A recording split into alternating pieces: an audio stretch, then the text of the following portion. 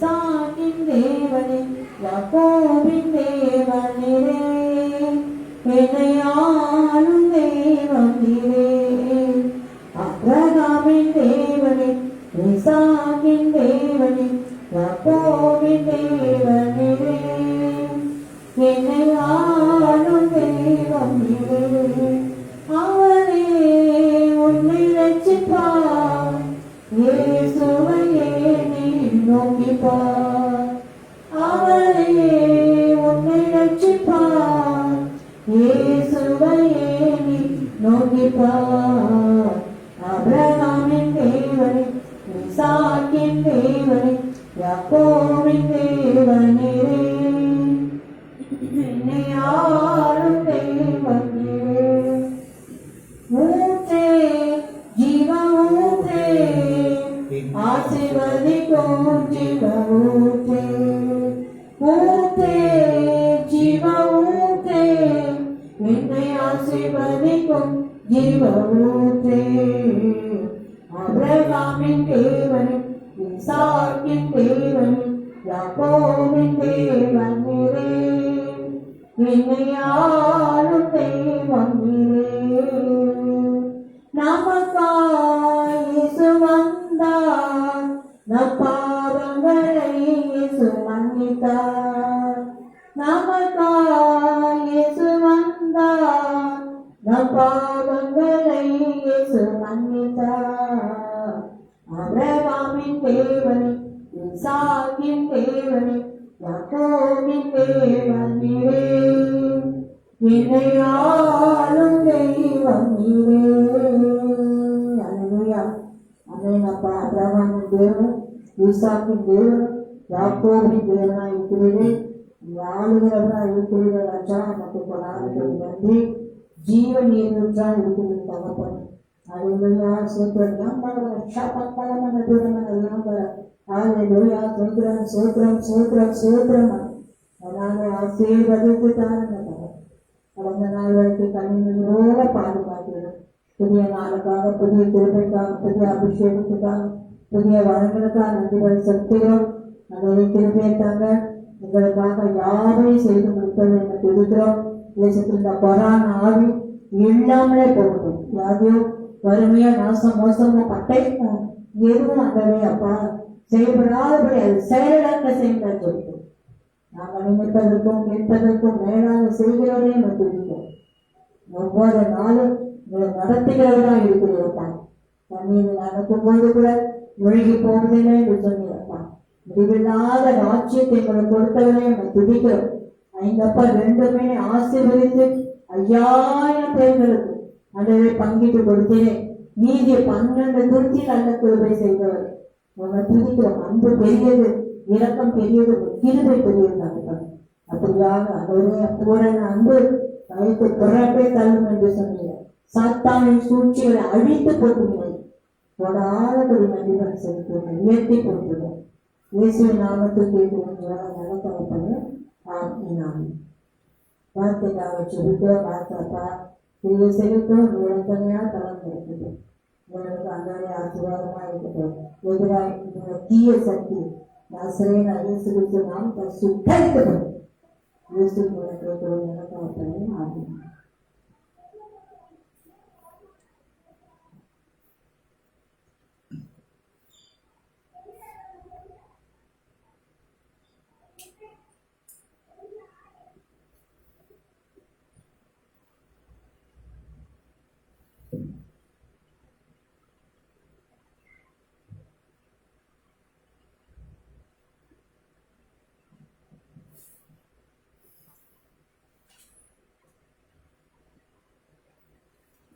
ஆண்டவராகிய இயேசு கிறிஸ்துவின் இனிய நாமத்திலே நாம் பார்க்கிறோம்.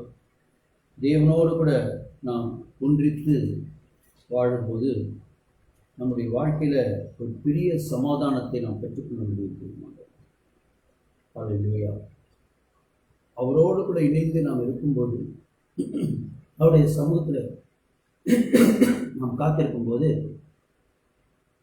நமக்கு ஒரு பெரிய சமாதானத்தை தேவன் தருவார். நீங்கள் வேதாம் புத்தகத்தில் பார்த்தீங்கன்னா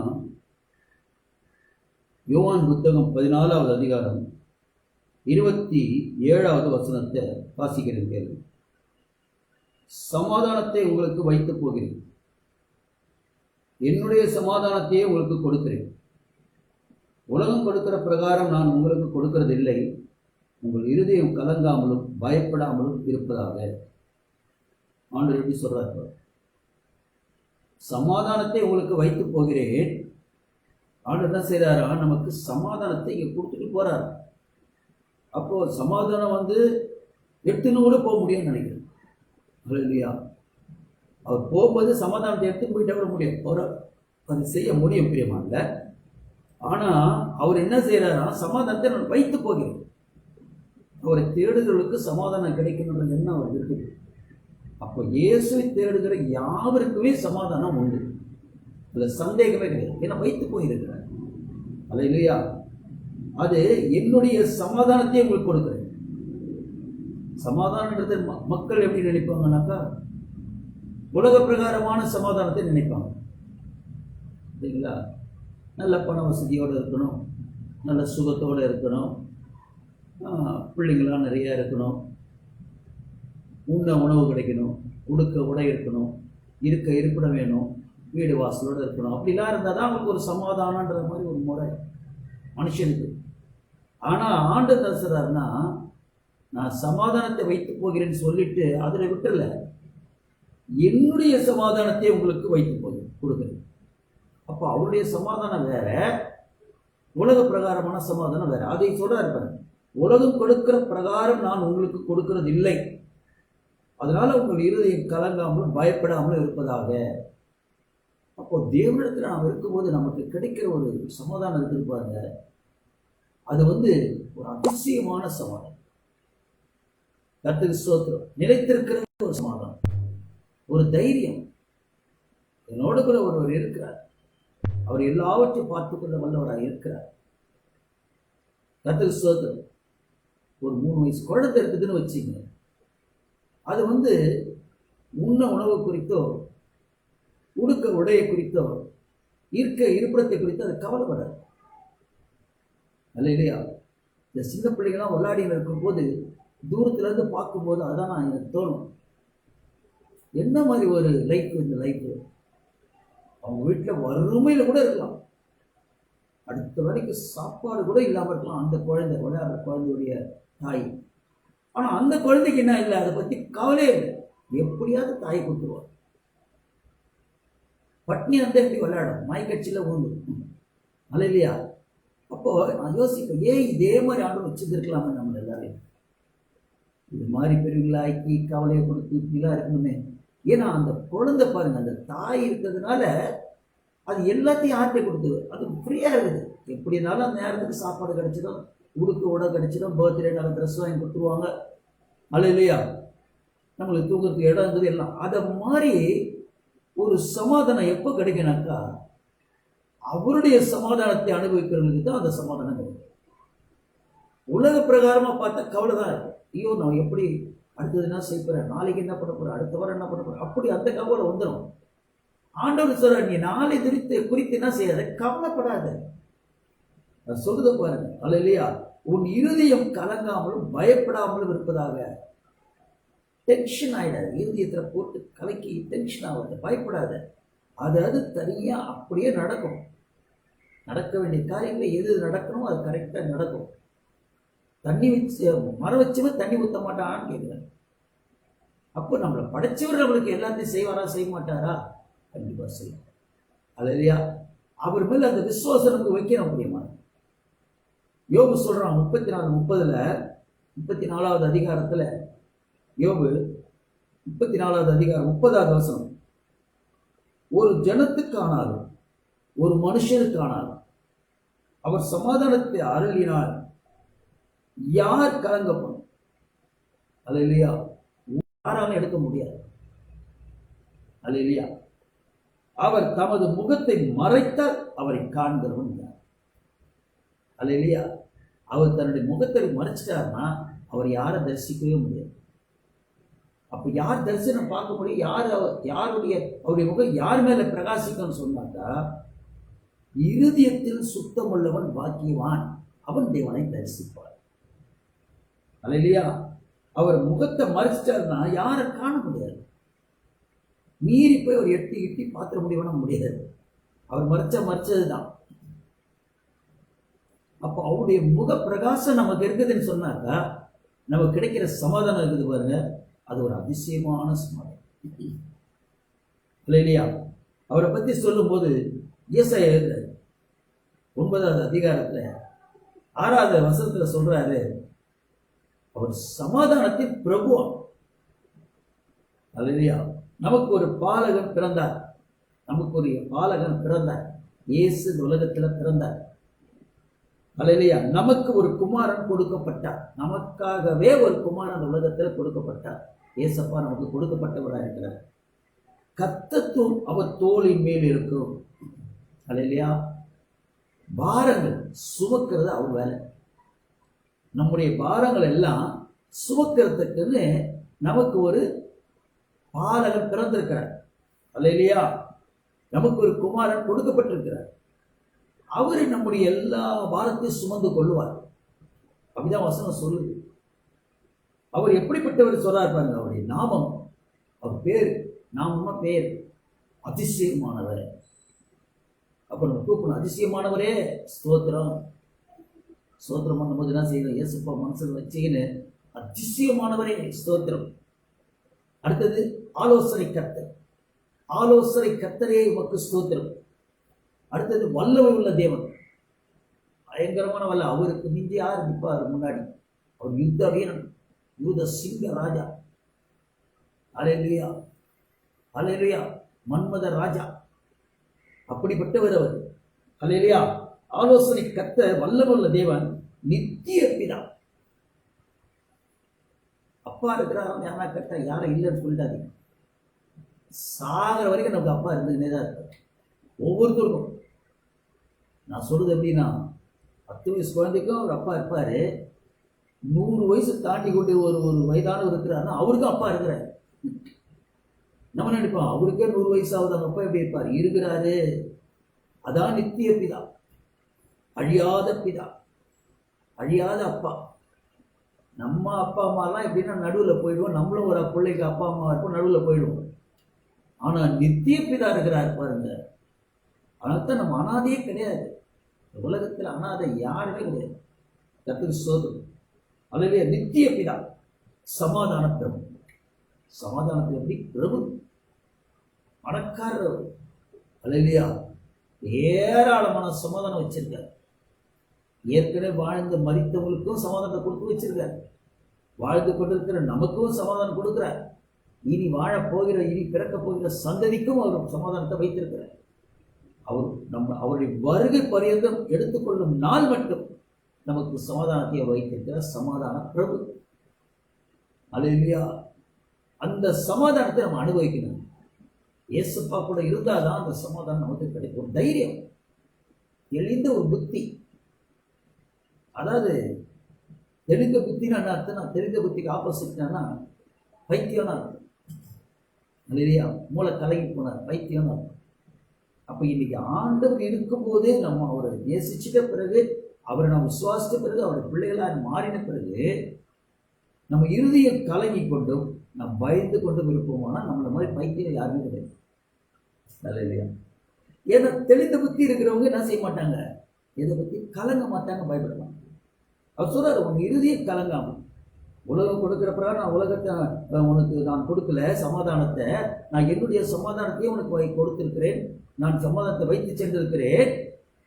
அப்படி இருக்கும்போது நீ என்ன செய்யாத? கலங்காத, பயப்படாத. சொல்றாரு நமக்கு. இதை மீறி நம்ம கலங்கி கொண்டு பயந்து கொண்டு இருந்தாக்கா நம்ம யார்? தெளிந்த புத்தி இல்லாதவர்கள் தான் அர்த்தம். அல்லேலூயா. அவர் ஜெயம் பெற்றவர். சிலுவையில் அவர் ஜெயம் பெற்றவர். உலகத்தில் உபத்திரம் உண்டு, ஆனாலும் அல்லேலூயா, அவர் உலகத்தை ஜெயித்தார். ஜெய கிறிஸ்தவர். அப்போ அவர் நம்ம கூட இருக்கும்போது நம்ம உலகத்தை நம்ம ஜெயிச்சிட்டோம்னு அர்த்தம். அவர் தான் ஜெயிச்சிட்டாரு. எத்தனை சாத்தான ஜெயிச்சிட்டாரு. சாத்தா எத்தனை முறை அவர் 3 முறை போய் சோதனை பண்ணி பார்த்துச்சு. 3 அவன் தான் தோத்து போனான். இவர் ஜெயம் கொண்டார். சிலுவையில் அடிக்கும் போதும் அவரை துன்புறுத்தி அவரை கோபப்படுத்தி பார்த்து என்னென்னமோ பண்ண முடியும், அத்தனையும் பண்ணி பார்த்துச்சு. உலகத்தை காட்டி மயக்க பார்த்துச்சு. இல்லையா, ஆண்டுடைய வார்த்தைக்கு கீழ்ப்படியாம போறாரான்னு பார்த்துச்சு. இல்லையா, ஏன்னா மேலேருந்து குதி உன்னை தேவத்தூர் கைகளை ஏந்தி கொள்வான்னு சொல்லிச்சு. அதுக்கு தெரியுது வசனம், தேவத்தூர் கைகளை ஏந்தி கொள்வான்னு சொல்லப்பட்ட வசனம் அதுக்கு தெரியுது. அப்போ அதுக்கு இவர் கீழ்ப்படுகிறாரா பார்க்கலாம். அப்படியா, நான் குதிக்கிற பாரு, ஏசப்பா நான் காப்பாற்றுவான்னு சொல்லி குதிச்சிடுவாரு அப்படின்னு அது பார்த்துச்சு. அவர் சொன்னாரு, அவரை சோதித்து பாராதிருப்பாய ஒரு இடத்துல அதை நீ வச்சியான்னு கேட்டார். அப்போ எல்லாம் வார்த்தையை வச்சு அடிச்சு அவனை ஜெயம் கொண்டு இருக்கிற, அவரை ஒண்ணுமே செய்ய முடியல. பிலாத்து முதல் கொண்டு அல்லையா தண்டனை கொடுக்கிற அதிகாரி கூட என்ன செய்ய முடியல. ஒரு சின்ன குற்றம் கிடைச்சிருந்தா கூட சரி அதை வச்சு தண்டனை கொடுத்துருப்பாரு. அப்ப அந்த அளவுக்கு ஜெயம் கொண்டு இருக்கிறார் ஏசப்பா. அவரு நமக்குள்ள இருக்கும் போது நம்ம ஏன் உலகத்தை ஜெயிச்சுட்டா மாதிரி அது இல்லையா? வசனம் அப்படிதாங்க சொல்லுது. 2:14 பார்த்தீங்கன்னா, கிறிஸ்துவுக்குள் எப்போதும் எங்களை வெற்றி சிறக்க பண்ணி. அல்ல இல்லையா, பவுல் எழுதுறாரு, கிறிஸ்துவுக்குள், வேத வசனத்துக்குள், அவருக்குள் எப்போதும் எங்களை வெற்றி சிறக்கப்படும்.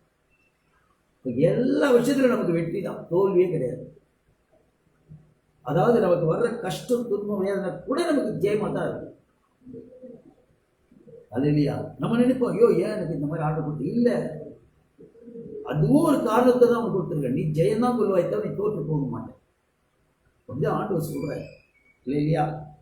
பண்ணி எல்லா இடங்களிலும் எங்களை கொண்டு அவரை அறிகிற அறிவின் வாசனை வெளிப்படுத்துகிற தேவனுக்கு ஸ்தோத்திரம். எல்லா இடங்களிலும் இல்லையா, எப்படி போல் சொல்றாரு, கிறிஸ்துவுக்குள் எங்களை வெற்றி எப்போதும் எல்லாவற்றிலும் எங்களை வெற்றி சிறக்க பண்ணி எல்லா இடங்களிலுமே எங்களை கொண்டு, அதாவது எங்களுடைய சுவிசேஷத்தை கொண்டு, நாங்கள் சொல்லுகிற நற்செய்தியை கொண்டு அவரை அறிகிற அறிவின் வாசனை.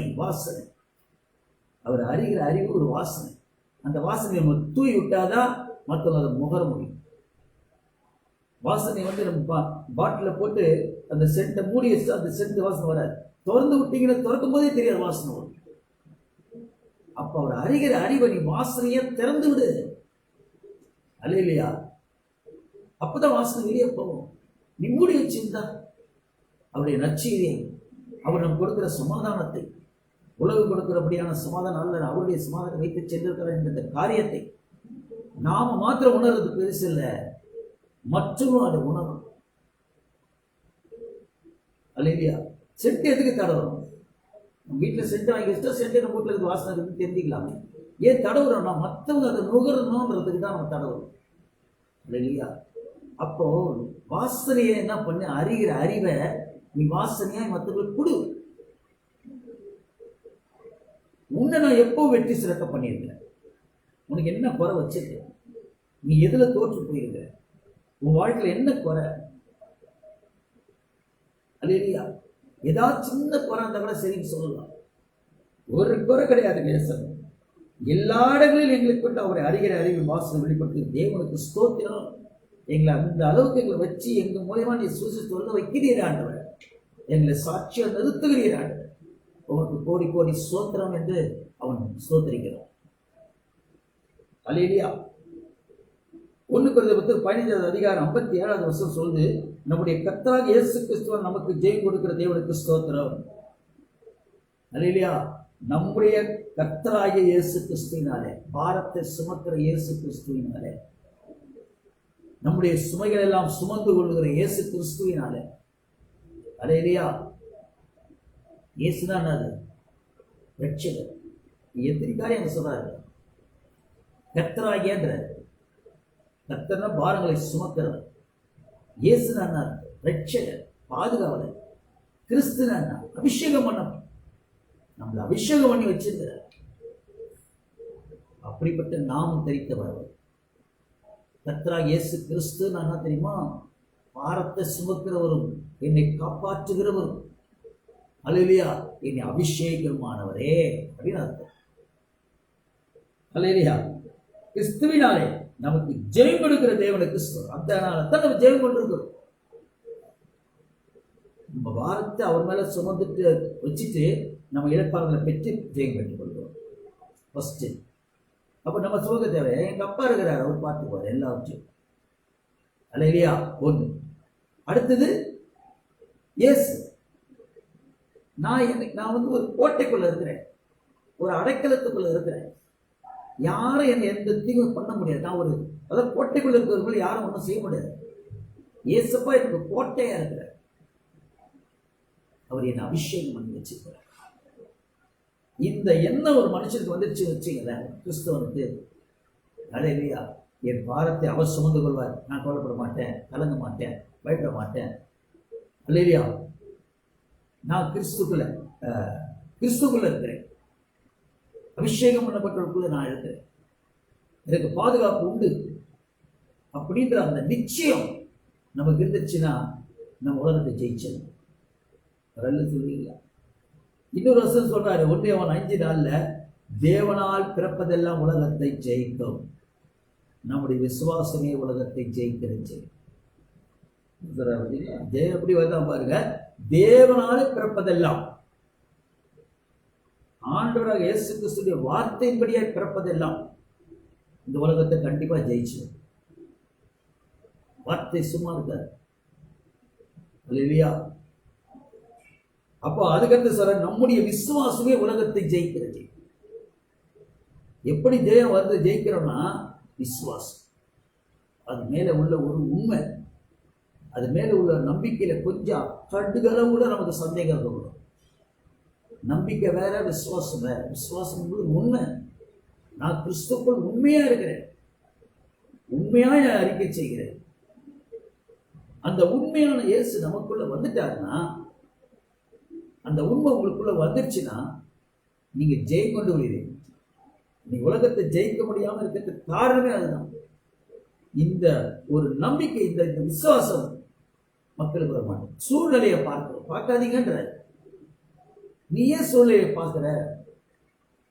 பயப்படாத, கலங்காத, நான் உன்னோடு கூட இருக்கிறேன். அல்லேலூயா. சூழ்நிலையை நீ பார்க்காதன்றார் ஆண்டவர். கர்த்தருக்கு ஸ்தோத்திரம், கர்த்தருக்கு ஸ்தோத்திரம். அல்லேலூயா. அப்போ ஆண்டவராக இயேசு கிறிஸ்து நம்ம குறித்து சொல்லுகிற காரியம் என்னன்னாக்கா, அல்லேலூயா,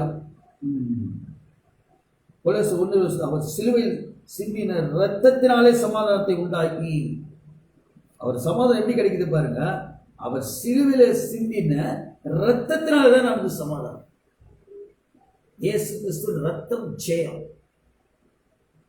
கொலோசை 1:20, அவர் சிலுவையில சிந்தின இரத்தத்தினாலே சமாதானத்தை உண்டாக்கினார். அல்லேலூயா. அந்த இரத்தம் நம்முடைய பாவங்கள் எல்லாம் கழுவி பரிசுத்தமாக்கிட்ட உடனே, சுத்திகரிக்கப்பட்டு ஜோடிக்கப்பட்டு அலங்கரிக்கப்பட்ட உடனே இது அரண்மனையா மாறிடும். தேவன் தங்குகிற ஆலயமா மாறிடும். அப்ப இது எதெல்லாம் நடக்குது? அவர் சிந்தின ரத்தத்தினால. அந்த அந்த சுத்திகரிக்கப்பட்ட உடனே பரிசுத்த ஆவியானவர் நமக்குள்ள வந்துவார். சமாதானத்தின் தேவன் நமக்குள்ள வந்துவார். சமாதானத்தின் பிரபு நமக்குள்ள வந்துவார். அவர் கொடுக்கிற சமாதானம் உலகம் கொடுக்கிறபடியான சமாதானம் அல்ல. அதை நம்ம திட்டமாக அனுபவிக்க முடியும் இல்லையா? மற்றவங்கள மாதிரி சமாதானம் கிடையாது. தொடர்பு பூலோகத்தில் உள்ளவைகளையும், அதாவது நம்மளையும் கிறிஸ்துக்குள்ள உண்மையான விசுவாசத்தை அவர் ஏற்றுக்கொண்டுகிறார்களே அவர்களையும், பரலோகத்தில் உள்ளவையாவை, பரலோகத்தில் இருக்கிற தேவதூதர்களையும் அவர் மூலமாய் நமக்கு ஒப்புரவாக்கிக் கொள்ளவும் அவருக்கு பிரியமாயிற்று. எல்லாம் ஒரே மாதிரி இருக்கணும். என்ன ஒன்று, தேவதூதர்கள் அங்கே இருக்கிறாங்க மகிமை சரீரத்தில். நீ மகிமை சரீரம் இல்லாமல் மாம்ச சரீரத்தோட கூட முழுக்க அந்த வல்லமை நான் கூப்பிட்டேன். நீ இப்போ தேவ தூதர் மாதிரி தான் ஒரு ஒப்புரவாக்கிட்டேன். 2 பேருக்கு ஒரே மாதிரி, பரலோகத்தில் இருக்கிறவங்களுக்கும் பூலோகத்தில் இருக்கிற ஒன்னே நான் ஒப்புரவாக்கிட்டேன், ஒரே மாதிரி ஆக்கிட்டேன். இன்னும் நான் உங்களுக்கு சாக்கி இன்னும் நன்மை வேணும் சொல்லுவோம். அல்லேலூயா. எப்போ? அந்த வசனம், அவர் சிந்தின ரத்தம். அல்ல ரத்தம், அதாவது ரத்தம் ஜெயம் சொல்லும். ரத்தம்னா ஐயப்பா ரத்தம் சிந்தினபடினால்தான் நமக்கு அந்த சமாதானம் கிடைத்திருக்கிறது. அல்லேலூயா. அப்ப அந்த சாக்கியத்தை நாம் பெற்றிருக்கிறோம். நாம் ஜெபம் பண்ணுவோமா? ஆண்டவரே, நீ சமாதானத்தின் பிரபுவா இருக்கிறீங்க. உண்மை நம்புகிற மனுஷன் ஜெயம் கொள்வான். கிறிஸ்துவுக்குள் எப்போதும் எங்களை வெற்றி சிறக்க பண்ணி எல்லா இடங்களிலும் எங்களை கொண்டு அவரை அறிகிற அறிவினாலே வாசையை வெளிப்படுத்துகிற தேவனுக்கு ஸ்தோத்திரம் என்று பவுல் அப்போஸ்தலர் சொல்றது போல நாங்கள் உண்மை ஸ்தோத்திரிக்கிறோம். உமது கனமுள்ள இந்த நற்செய்தியை எங்களுக்குள்ள வைத்து அதை நாங்கள் வாசனையாய் மற்றவர்களுக்கு வெளிப்படுத்தும்படியாக கர்த்தர் கிருபை பாராட்டும்படியாக ஜெபிக்கிறேன். இந்த வாசனையை அவர்கள் நுகரும் போது அவர் வாழ்க்கையில் ஒரு பெரிய சமாதானம் உண்டாகும். ஹல்லேலூயா. உம் நாம மகிமைப்படட்டும். பரிசுத்த ஆவியின் அத்தாசம் நசரேயனாகிய இயேசு கிறிஸ்து நாமத்தினாலே கேட்கிறேன், ஜீவனுள்ள நல்ல பிதாவே. ஆமென். ஆமென்.